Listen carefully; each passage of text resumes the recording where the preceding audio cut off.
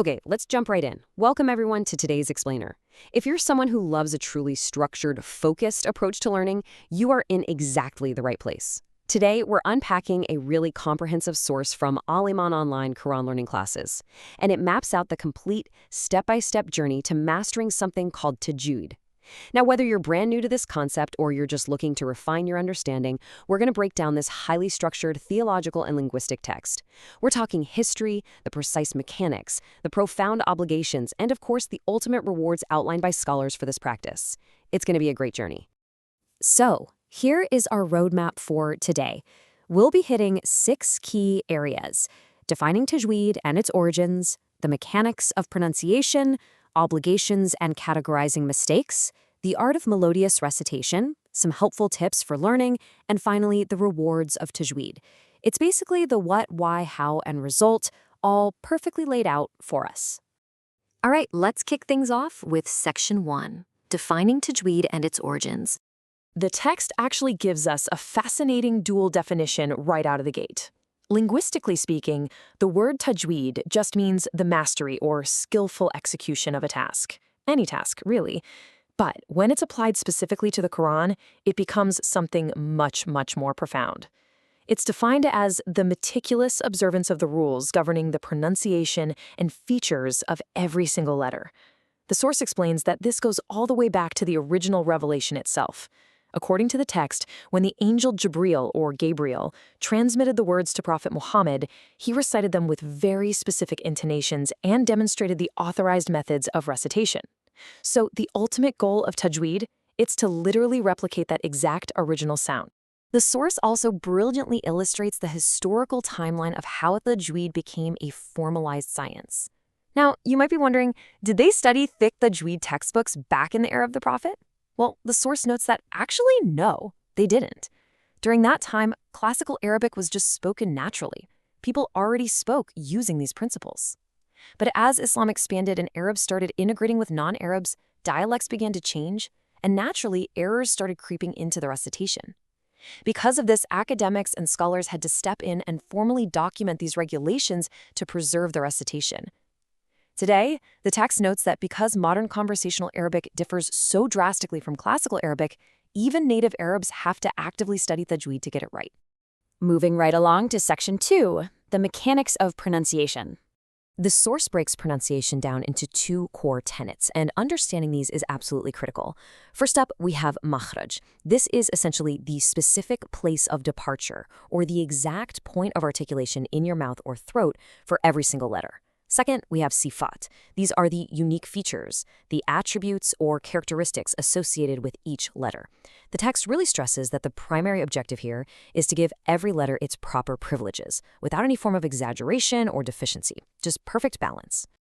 So you might be asking, why does this level of mechanical precision actually matter? Well, the text gives a pretty stark warning, because many Arabic letters have very similar endings and sounds. Failing to apply the proper makhraj and sifat doesn't just give you a slight accent. Actually, it can completely change the intended meaning of the words. It's entirely about preserving the exact message, syllable by syllable, exactly as it was originally received. That brings us to Section 3, obligations and categorizing mistakes. The text leans heavily on historical consensus for this part. It quotes Muhammad bin al-Jazari, a highly renowned 9th century scholar. In a famous poem, he stated that Tajweed is an essential requirement, and abandoning it is an outright transgression. So scholars agree it's actually a personal duty for any Muslim reciting the Quran. The source also cites Ali ibn Abi Talib, who defined the Quranic command of at-tartil as proper pronunciation and the correct placement of pauses. There's even this fascinating anecdote in the source where a man recited a verse to Abdullah bin Masud without elongating a very specific word, fukara. Ibn Masud immediately corrected him on the spot, which goes to show that even the specific lengths of elongation are part of an established, unbroken tradition. But realistically, what happens if you mess up? The text categorizes mistakes into 2 distinct types. First, you have clear errors, and these are severe. We're talking deliberate mispronunciation that changes the meaning. It's considered sinful, and the scholar Ibn Taymiyyah even noted that it's undesirable to pray behind someone making these kinds of errors. On the flip side, we have unobvious or hidden faults. These make the recitation incomplete, sure, but they are much less severe, and it is permissible to pray behind someone making these smaller mistakes. Now, importantly, the text does provide a caveat here. If a non-native speaker is truly struggling with foreign letters like kha or dal, but they're trying their absolute best, they are excused. However, the text is quick to add they still shouldn't lead prayers unless the whole group shares that exact same struggle. Let's shift gears a bit to Section 4, the art of melodious recitation. The source cites several traditions on this topic, including this really beautiful quote urging reciters to enhance the aesthetic appeal of the Quran with their voices. The Prophet reportedly commanded reciting in slow, rhythmic tones, often making a surah seem way longer than it actually was due to the measured pacing, and deliberately stopping at the end of every single ayah or verse.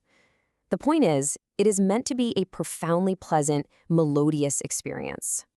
And the source shares a wonderful historical anecdote here that really drives this home. The Prophet once complimented a companion named Abu Musa al-Ash'ari on his incredibly beautiful recitation. Abu Musa responded by saying, "Had I known you were there, I would have made my voice more pleasant and emotional for you." This brilliantly illustrates the extremely high value placed on reciting with a God-fearing, beautiful voice that conveys deep emotional intensity. Following that, the text directly challenges the reader with a really powerful question. The Quran contains intense warnings, epic stories of the past, themes of love, and strict commands. So how can all of that be recited rapidly and completely without feeling? The source suggests that when people lack this emotional connection, it usually stems from one of two things: either a lack of confidence because they simply don't know the rules of Tajweed, or they just aren't comprehending the Arabic that they're speaking. Which perfectly sets up Section 5, Helpful Tips for Learning. If you're looking to build that confidence, the text lays out a clear, actionable 4-step process. Step 1, and this is heavily emphasized, you must find a qualified teacher. The source makes it crystal clear that books alone just aren't enough. The physical movements of your mouth literally must be corrected by a teacher in a direct line of oral tradition. Step 2 is to supplement that hands-on learning with charts and books to absorb the rules gradually. Step 3 is listening to clear audio tapes. The source specifically recommends a site called reciter.org for this, and says to listen at a slow speed to really replicate the intonation and cadence. And finally, Step 4 is relentless practice and repetition, specifically applying these newly learned rules to chapters that you have already memorized. And finally, we arrive at Section 6, the rewards of Tajweed.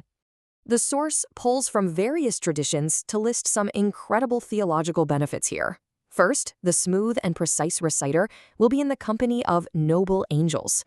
But look at that second point. I find this incredibly comforting. A tradition from Aisha states that the person who genuinely struggles, the person who stammers and fumbles through the lines while trying their absolute best, actually receives a reward that is twice as great. On top of that, learning and teaching the text elevates one to be among the best of people, and ultimately, the Quran itself is said to become an intercessor for the reciter. And then we have the number 10. The text outlines a kind of literal spiritual mathematics here. According to the source, a reciter gets 10 prizes for every single letter they recite. To put that into perspective, the tradition specifies that just saying Aleph, Lam, Mim, which are 3 distinct letters, doesn't just yield 10 rewards, it yields 30. The multiplication of rewards here is absolutely vast.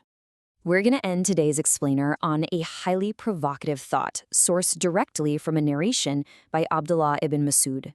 If the Quran is an intercessor, a guide, the text asks one final question. Will you place it in front of you to guide you to paradise by taking the time to learn its rules and recite it beautifully, or will you place it behind you? It's a powerful summary of the true stakes involved in the journey of Tajweed, and I think it leaves us all with a lot to think about regarding dedication, learning, and preserving these ancient traditions. Thank you so much for joining me for this deep dive, and as always, keep that curiosity alive.